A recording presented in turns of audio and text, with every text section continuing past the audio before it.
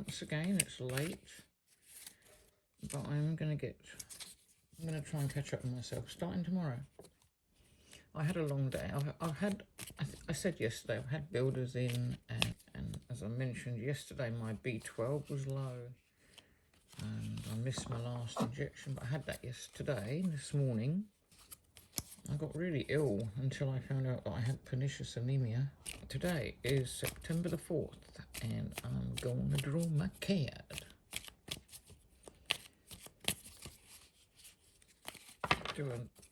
I do so many shuffles.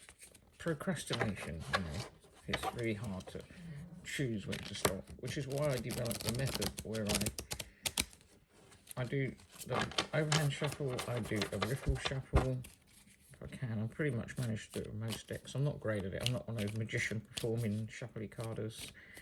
I just like doing, I used to sit and do this just to stim, like I love the feel of cards. So some decks just feel so good in your hand, and it's just gorgeous. So yeah, I shuffle them and then I cut them a few times, and until it feels right, you get this feeling that it's done. So I'm going to do that. This is a really close-up, weird video because my phone's on charge, but it's on charge on its little charging stand. So I've got to fit into this little tiny space. And I've got my little, don't know if you can see my little tea light houses. I collect tea light houses over there. And my moonlight trying to give me light. So let's see what we've got. See, if I do this, I can't shuffle. Okay. It's the 4. So 1, 2, 3, 4. And we've got the 10 of Wands today.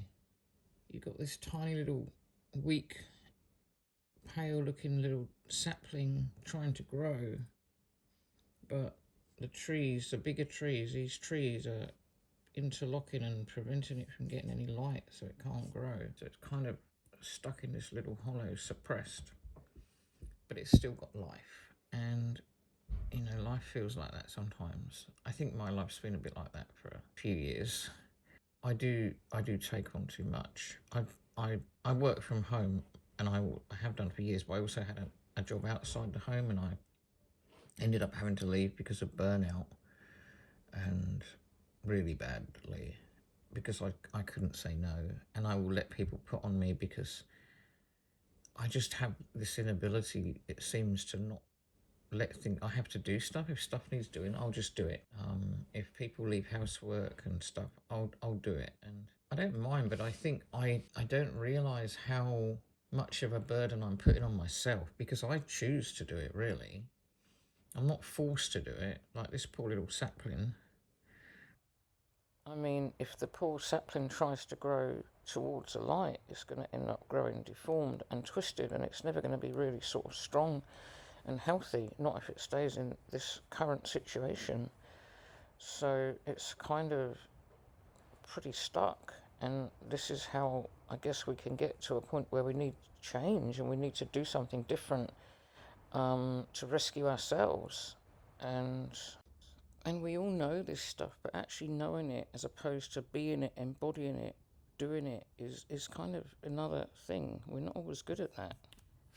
And we can let people continually put on us, but we allow it to happen. And if we keep on doing all these things, we're just going to get angry and negative and twisted like that poor plant. And it's, in a way, it's a bit like that death card thing. You've got to stop something, you've got to end something to give yourself a chance, to give yourself this.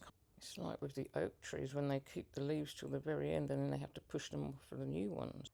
But it's a really good card, actually, because it does really convey that feeling of complete hopelessness with the little sapling that's stuck there. But we do have that. We do have that life, and we can make a change.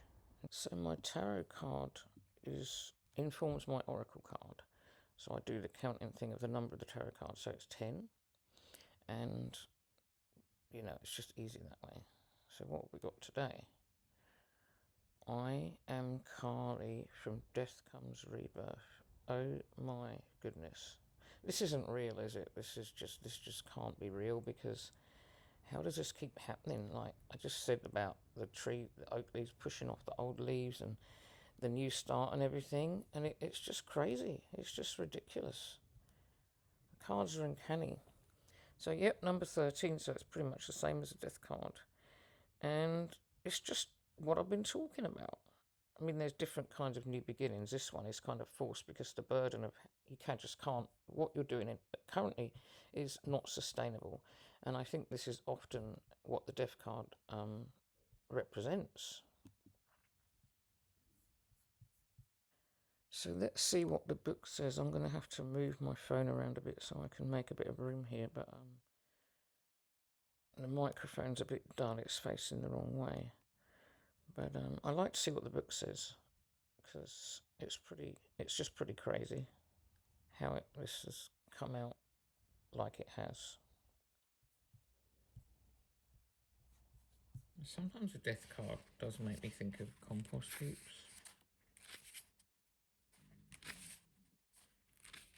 And they're kind of always living. Take me back to my mycelium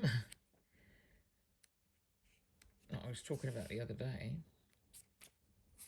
Kali, I am Kali.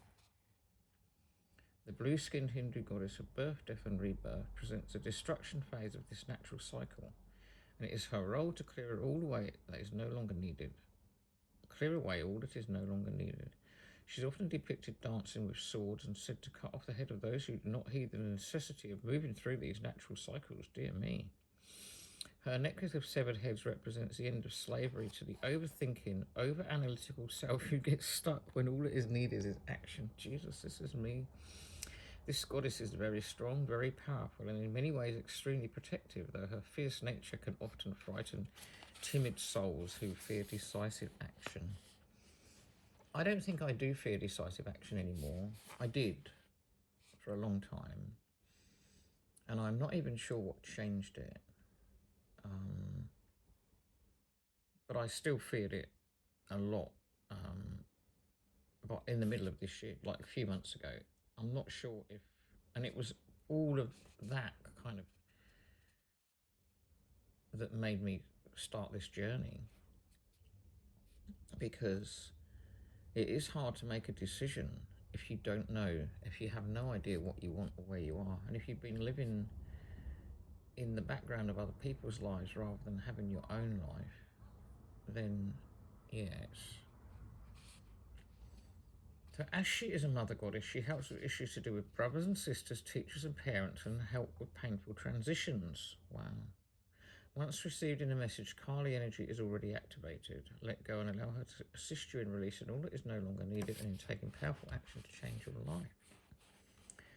Sometimes, you know, we are our own suppressor.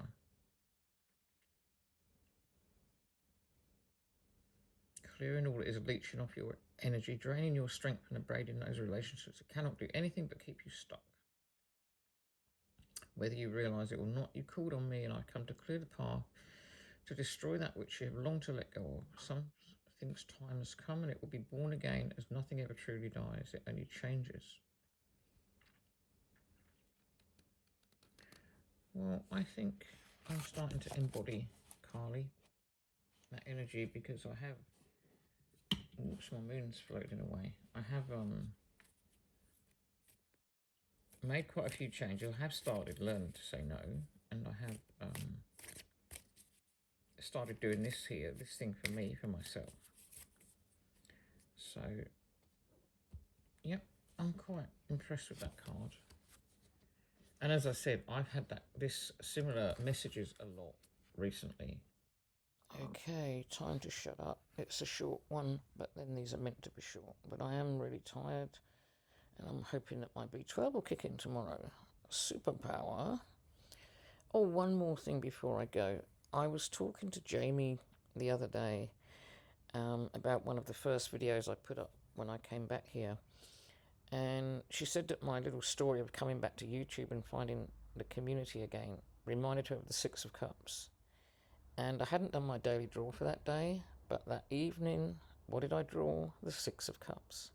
So I'm going to put a picture up here for Jamie to show, because I took a picture, I couldn't believe it at the time. And But it's amazing. It's just the cards amaze me. They never cease to amaze me. Today's draw, yesterday's draw. I just can't get over how in sync they are.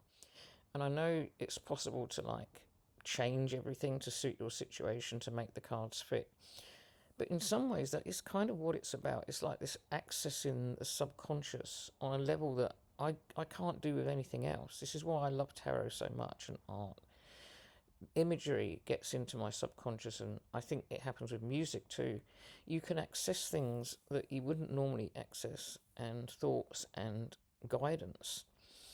And yeah, that is why I love tarot. It really is a key to the subconscious. And it can be fun and it's beautiful, and I love collecting as well. That's something else I want to talk about, why we collect things. But yeah, so I want to thank you for being here, and again, I just can't get over how amazing this community is and how I've been welcomed back, and it's given me the oomph, or whatever you want to call it, to just keep going and make these videos, and whatever comes to the channel, I think it's just going to work. I've got that kind of flowy feeling about it. So yeah, there we go. And I'm going to say good night now. And yeah, thank you for being here. And thank you for the comments, and thank you for asking. And if you do want to ask again, if you want to know anything, if you want me to share any decks if I might have, let me know. I should be getting a couple of decks that are new to me soon. One I've only got an app of, and I want to share the deck I used last week because that was pretty amazing. And I'm looking forward to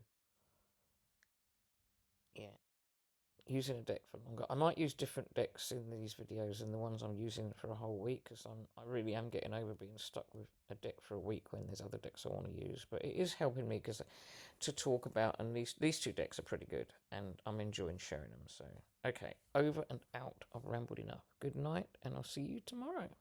Thank you.